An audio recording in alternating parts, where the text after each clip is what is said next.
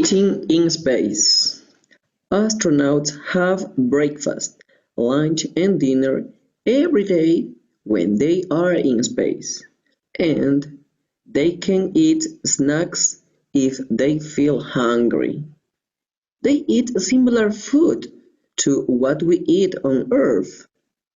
The difference is that space scientists put the food in small packages to preserve it. In addition, they dehydrate drinks and keep them in powder form in special packages. It is more difficult to eat food in space because there is not gravity and the crumbs or small pieces of food can float away.